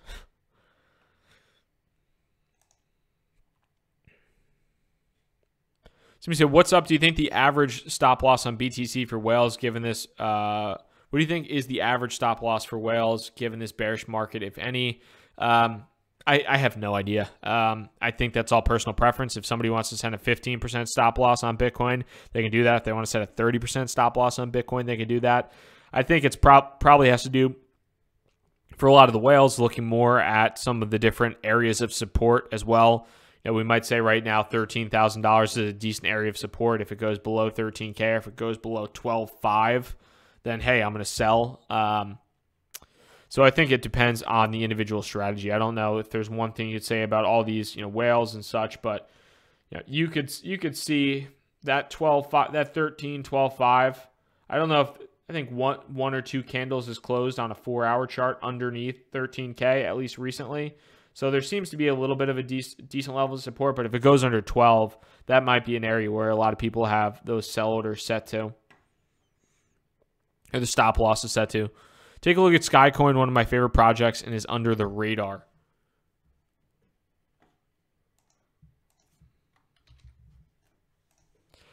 Thanks, Draw Innovations. Appreciate that, man. And if you guys are new to the channel by any chance, would love for you to hit the subscribe button, the notify bell. I do daily videos on the subject of crypto, market moves, just kind of my overall thoughts in general. And then I try to do as much of these crypto happy hours as I possibly can.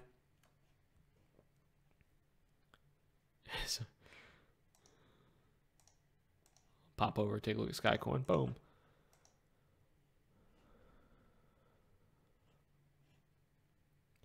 Somebody said, I want to increase my holdings for either XLM or AST.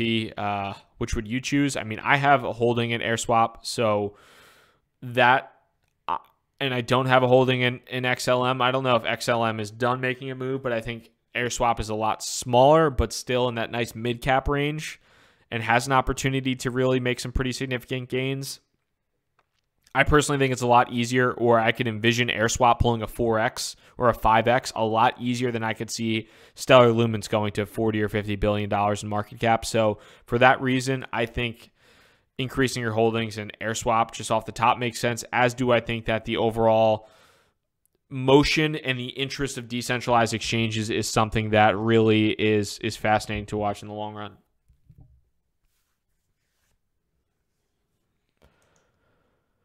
So I think, what do we got here? Skycoin, the old third-gen cryptocurrency. The old third gens. Well, I'll take a look at the team. What do we got? Where's the team? Do we have a team? They've been on Forbes. Here's the team. Give me pictures.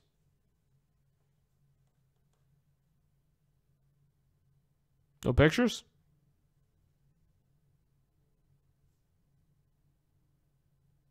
I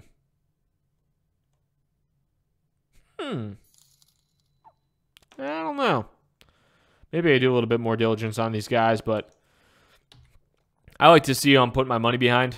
And yeah, that's granted. I can look at the GitHub and I can see some other stuff going on, but oh, there we go. There's a new interview with one of their, I guess, one of their founders. So that's cool. Maybe that's one of their founders.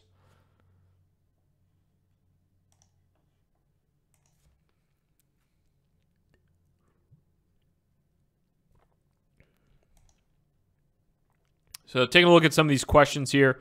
If you guys are drinking anything good, would love to hear about that too. Anything legit, I would love to hear. If it's water, I don't care if it's apple juice, if it's freaking warm milk. Would love to hear what's going on, where you guys are watching it from, what you might be drinking.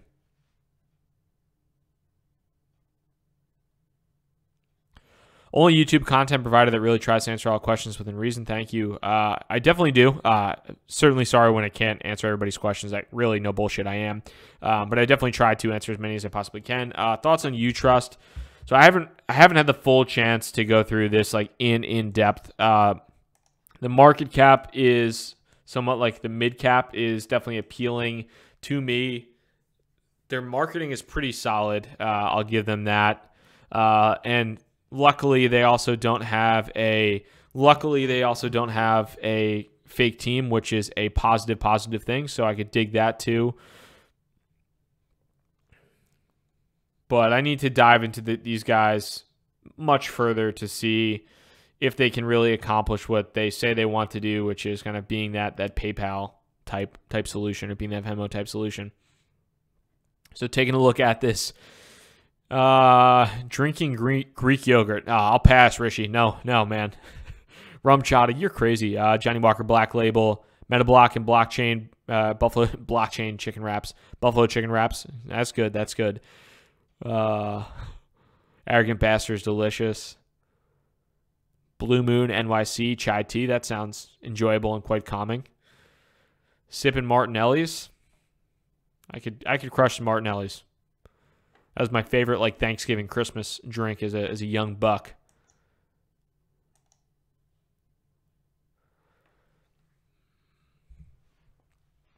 Scotch and Tears of Panic Sellers. Get 'em, Brad. Drink up, brother. Drinking the crypto pyramid Kool-Aid. It is not a pyramid unless you're in BitConnect. Chelsea, stay out of BitConnect and you're fine. But outside of that, nah, you're good. Coffee black. That's the only way to drink coffee, brother. If you put milk and sugar in your coffee, we can't be friends.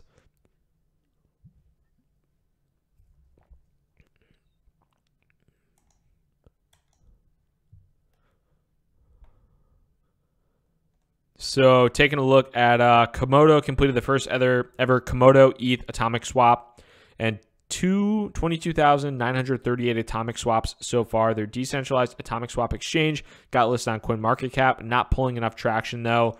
Atomic swaps are going to be interesting. I don't think there's any doubt about Any doubt about that? Atomic swaps are going to be really interesting. Komodo could be a pretty solid one to watch long term. We'll take a look. I mean, it's still pretty.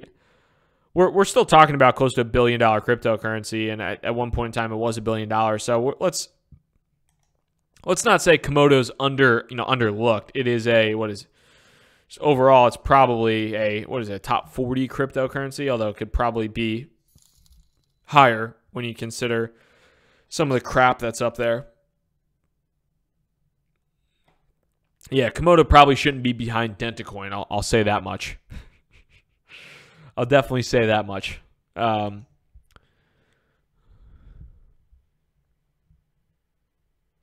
Somebody said Nebulous just got placed top 100. Yeah, so I guess they did the supply.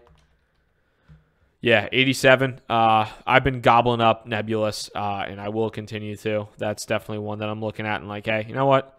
It's on Huobi. When that thing hits Binance, it's going to go.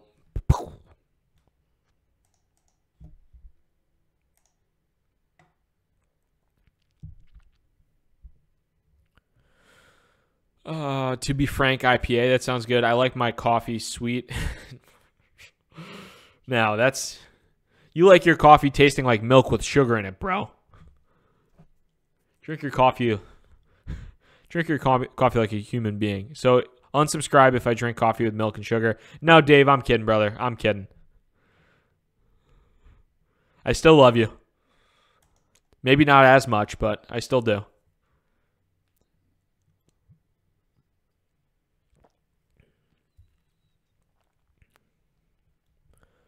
So looking at some more, I can't make a XFR account anywhere. Help. I don't know what an XFR account is.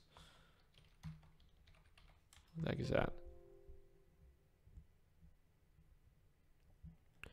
I don't know if anybody could help Socially Normal in the chat, but I don't really know what an XFR account is. I guess that's Singapore based. I'm not exactly sure. So if anybody can help Socially Normal, please do. But off the top of my head, I have no idea what that might mean. So somebody said, what ICOs do you guys think are worth looking into? There are a couple I have that I might make a video about, maybe some of the ones that might be worth taking a peek at. Let's zoom in here. I think Bitcoin is selling off a little bit back again. There we go. Gets up to 13.76, and now we got bad luck again. But extras for Coinbase. Yeah, if you guys have any assistance that you could provide for him, I would love for you to do that, just because not too much I could probably help with there. I don't really have too much of an interest there, but just transfer. Is that it? To me, XFR is transfer.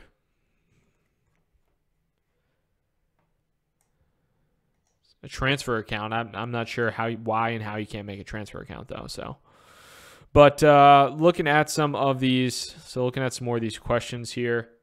As far as the ICOs, one thing you might want to take a look at is the Neo ICOs. So those have been popping off recently. I don't have any money in Neo ICOs, but they've been growing more and more and more, which has also helped to increase the overall valuation of Neo. I mean, Neo's up 24%. It's only 7% from its all-time high, $10 billion right now. So Neo's been crushing it real hard, which has been good to see.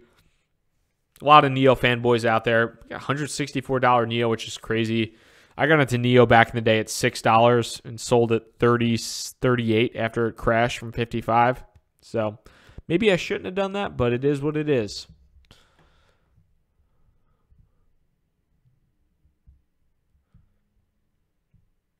Somebody said, hey, just checked out Delta because you started using it. It's far superior to Blockfolio. Check it out.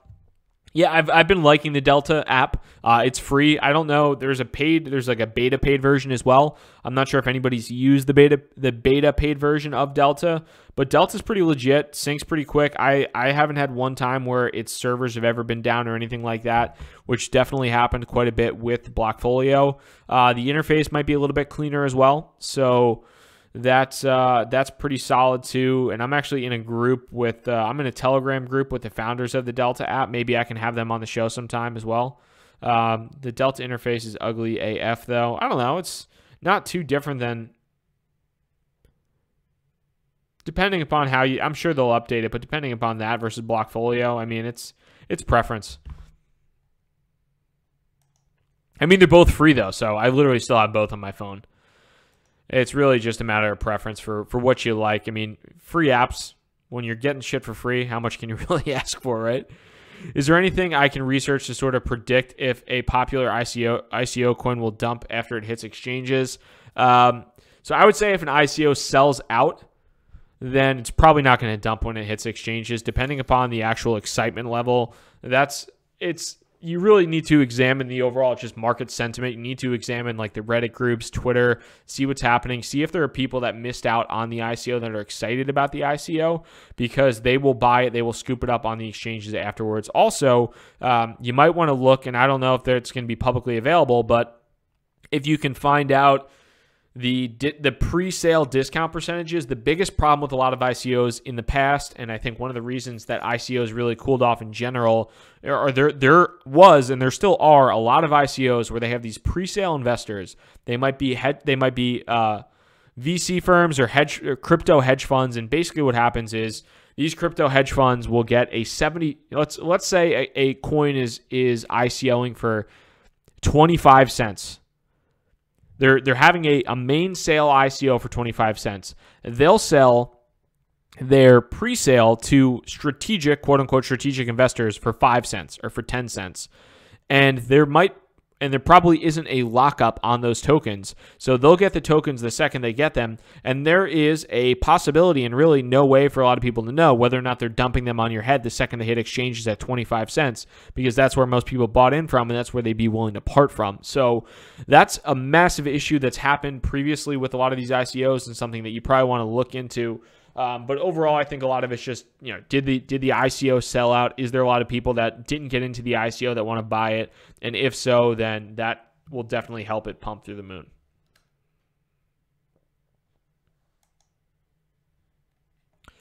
So Ryan Hassler, appreciate the super chat. I don't see a question or anything there.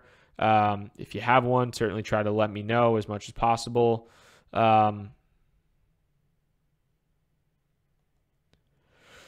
Garth says, what is the best crypto to buy from? Coinbase. It doesn't charge a crap load to transfer from Bittrex or Binance. So I personally use Litecoin. You could also use Bitcoin Cash too. Not to get political, but the fees on Coinbase with Bitcoin Cash or on GDEX are minimal at best with Bitcoin Cash. But you could use Litecoin too. I think I ran an experiment recently, or I was just going to do a little bit of an experiment recently where I was looking at Bitcoin transfers at a 50. If you were to move $50 from Coinbase to Binance with Bitcoin, with Ethereum, with Litecoin, or with Bitcoin Cash, I think Litecoin to move like $50 was like 25 cents, so pretty negligible. Bitcoin was like $10, Ethereum was like $2 or $3, and Bitcoin Cash I think was $0 or like 1 cent. So everybody's favorite homeboy in the world, Roger Ver, might have somewhat of a point now at least, so who knows. But yeah, I would use Litecoin or I would use Bitcoin Cash solely to transfer between exchanges. I don't really have a Litecoin holding, but I will basically what I'll do is I'll buy on Coinbase, or I'll acquire Litecoin, and I will send that Litecoin to a Litecoin wallet on Binance or on Bittrex or wherever, and then I will convert that from Litecoin to Bitcoin or Litecoin to Ethereum, and then I'll trade that for the altcoins that I want. That's kind of my go-to way to reduce fees as much as possible. Rob Downing, what's up, dude? Hope you're having a good one, brother. Prediction for end-of-year total market cap, and why do you think top 20 prices are dropping when exchanges are onboarding so many users, new capital, etc.? Thank you. Good question. I appreciate it. So right now on on-chain FX, we're looking at a $640 million, or excuse me, billion with a B, $1 billion market cap. With the year-end super bullish, I would say very bullish, we see $2 trillion in market cap. That's just a number off the top of my head that I'm just kind of pulling out of my ass. But $2 trillion in market cap, I think, would be pretty nuts, pretty awesome. Could we go above that? Yes, for sure. You need more institutional money to come into the fold. But yeah, if no regulations come out or like minimal regulations come out and things don't get ruined, then $2 trillion might be that might be pretty. That might be that's about, let's say, 3.5x from where we're at right now, or 4x wherever in that range. So let's say $2 trillion. As far as why do I think top 20 prices are dropping when the exchanges are onboarding so many new users? Typically, when Bitcoin drops, a lot of the alts follow with it and drop harder. And Bitcoin has dipped 5%, and you're seeing Ethereum has kept the pace, but a lot of the other Ripple has dipped harder than Bitcoin has. Stellar has dipped harder. Bitcoin Cash has dipped harder. Cardano, EOS, Litecoin, Dash. Everything has basically moved minus Ethereum and Neo, as Neo's crushed it. So I don't think the onboarding of users, that's a bullish sign, but I don't think that prevents a sell-off in the marketplace by any stretch.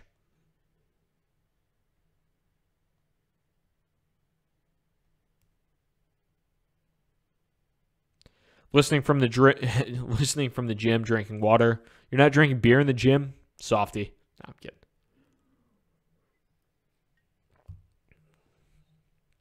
I'll have this Founder's beer for you, brother.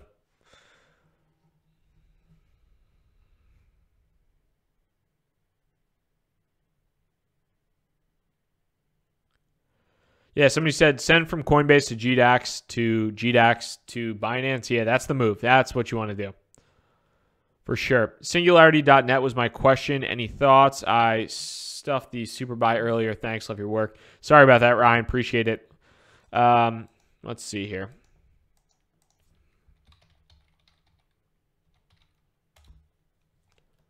I did not spell that right.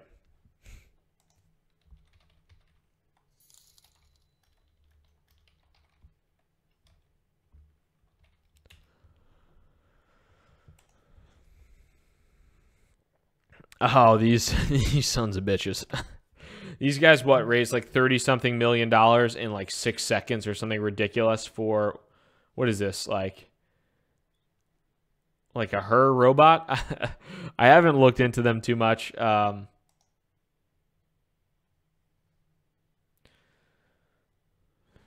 Yeah.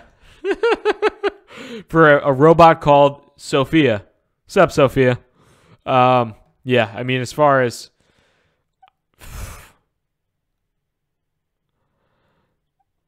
I need to look into these guys more, but just like, what do we got here?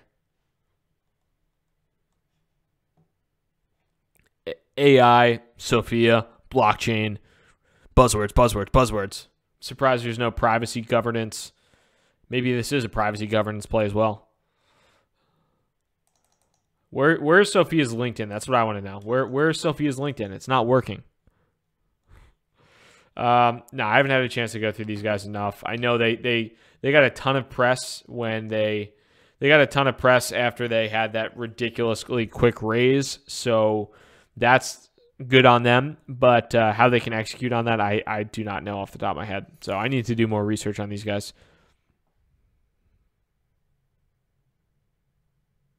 It scares me, to be honest. All dudes and one female robot. Yeah. Sexist company. No, I'm kidding. I have no idea about this company at all. Be really sexist if if the robot was a guy. Then you'd be in trouble.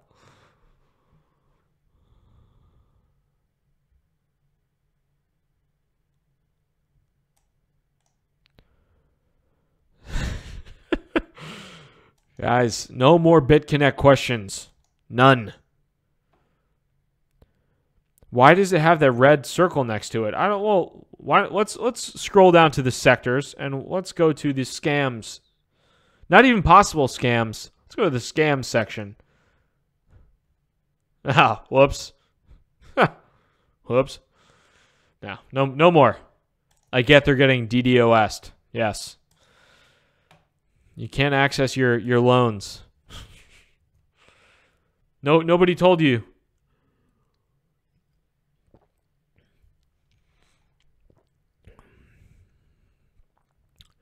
Laura, what is going on? Like the show, I have a nice long-term portfolio I feel strongly about. I'd like to add 1 to 2 short-term coins 1 to 3 month hold. Do you have any suggestions? That's tough. Tough. Let's see here. So one thing I would say is I do, and I was going to make a video, and I still might make a video about this, but I do think that some of these like unsexy coins are going to be fairly profitable in the near future.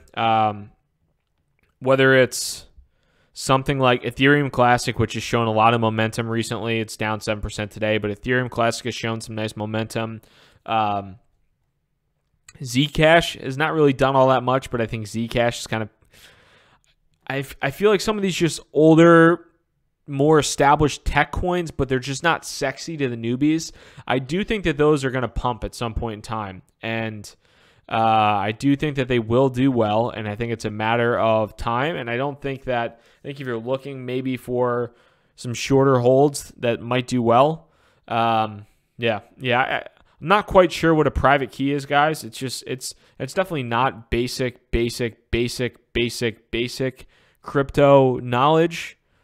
I think it might be a private key, might be that thing on my Jeep when I try to like get in the trunk and the trunk doesn't work. So I press that one button. That might be a private key, but I'm not totally sure. Not totally sure.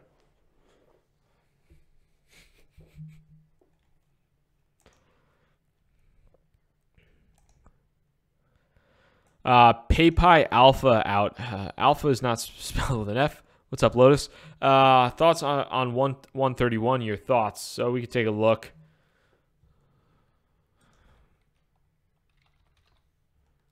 PPP. Should I dump all my XRP and buy more VEN? Now it's public and private. If you don't know the difference between a public and a private key, you probably shouldn't be making videos. Not saying I'm a genius by any stretch, but Jesus. H. Sandy PayPy.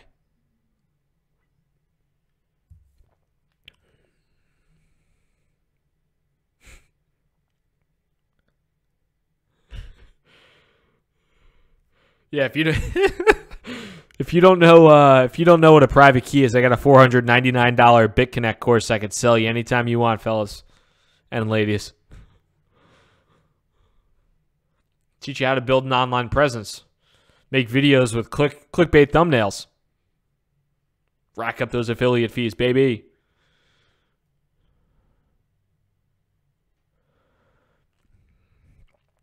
So what do we got here? But getting back to PayPy.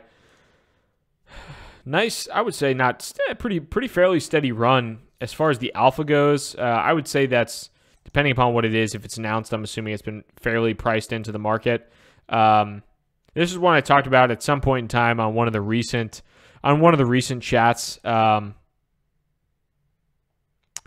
This is the one that I talked about, one of the recent chats that was fairly interesting to me, since I do work in accounting software and kind of work in this arena, and work actually for a company that's literally listed on this bad boy here. So I see my company's logo there. So I haven't gone through it in full depth, but yeah, I mean, I personally sell for a living, because I don't sling BitConnect loans for a living. I sell ERP software for a living.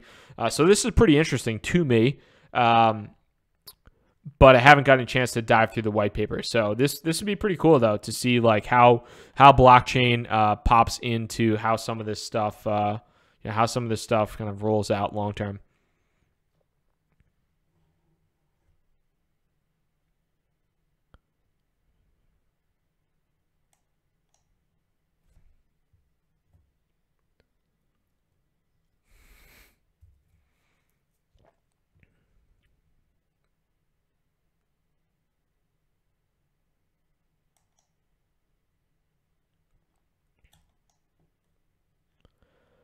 Somebody said thoughts on ShipChain and B token ICO seems solid. Haven't gotten a chance to go into either of those. I believe B token and ICO. I think B token is an ICO on the Neo on Neo, if I'm not mistaken. It's one of the ones that is coming out on that bad boy. So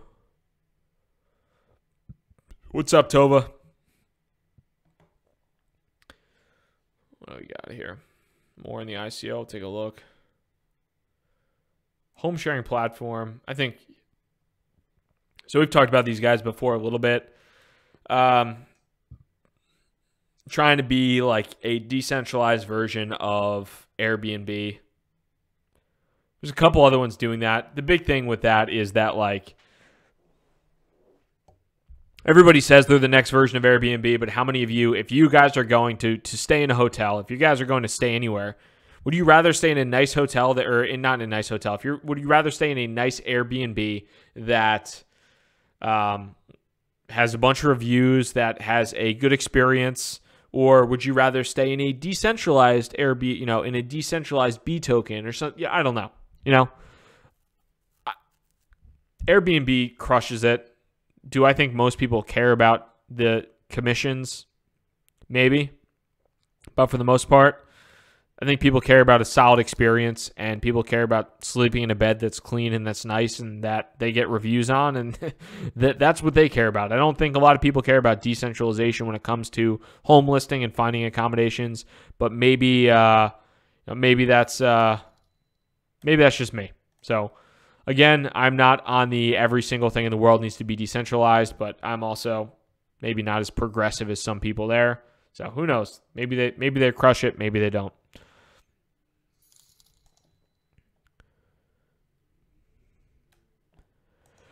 JD, what's up? Thanks for all the perspective. Question, would you please take a look at Walton Chain? I'd love to hear your thoughts. Walton's a solid one for sure. I don't have any Walton. I'm more on the VeChain train. But WTC, Walton, this is one that since like back in the day, back in the sub October days, we had a lot of people banging on that Walton gong early on. Somebody said, I am a host for Airbnb and will never use anything else. Yeah, that is exactly the point I'm trying to make.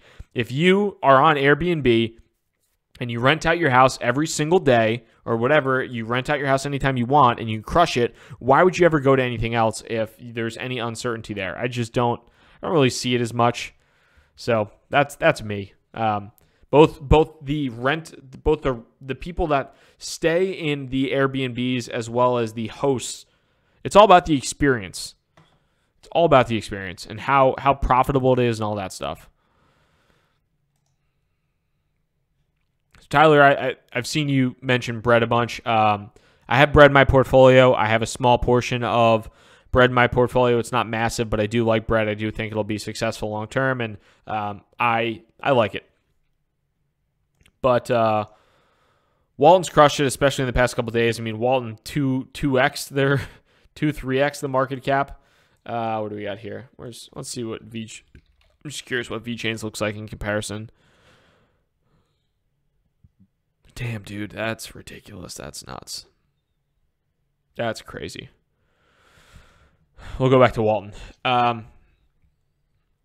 Walton was hot back in late September, early October. From a Bitcoin trading pairing perspective, crushed it. Now is back finally up above where it was in kind of mid or late September, early October.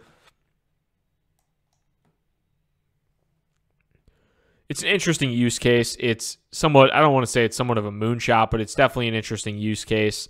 RFID with the blockchain is something that could potentially have a fantastic impact on supply chain and on a lot of other components of distribution and manufacturing, a lot of other things in relationship to that. So I think that it's pretty fascinating. Is it going to be something that is Walton or VeChain or any of those going to be the go-tos? I don't know. We'll have to find out, but I do like that area and that kind of investment area. Somebody said, are you still holding ELF? Yes, I am. What are good and bad sites for articles on crypto? How about the Merkle? I usually look at CoinDesk. The Merkle's not bad.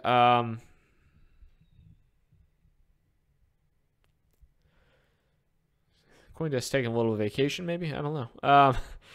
I usually mostly look at CoinDesk, and then from there, I'll hop on Reddit and Twitter. That's kind of like my go-to. Like, I don't really go that much to the like journalistic sites.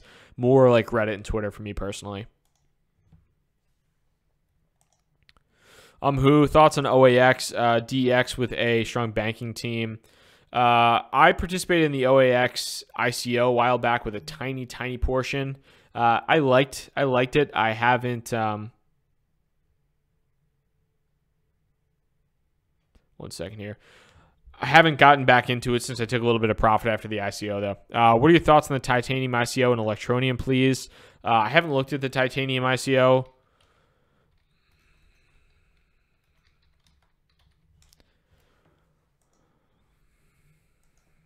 Haven't looked too much at the Titanium ICO at this point in time. So as far as infrastructure as a service, let's see. I have to do a little bit more diligence on them. Looks like they're not sold, or I don't know when the ICO started. So depending upon when that started, who knows? But doesn't look like they're anywhere near sold out at this point.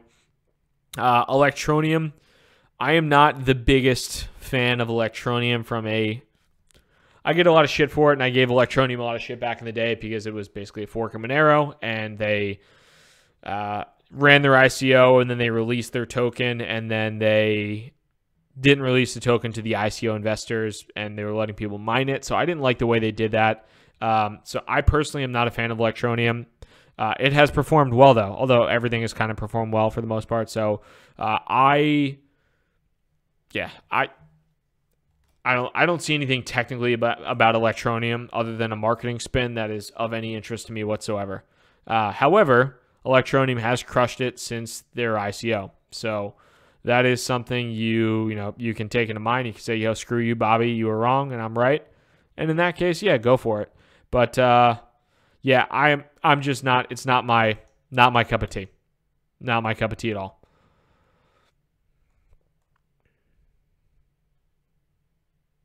But and to that point too, so I mean when I look at crypto and when I evaluate stuff, I'm a skeptical dude. I'm very skeptical. I don't think people always have the best intention. I don't think every project has the best intention and all that good stuff. So I don't always hop into projects that people have negative commentary on that I don't like.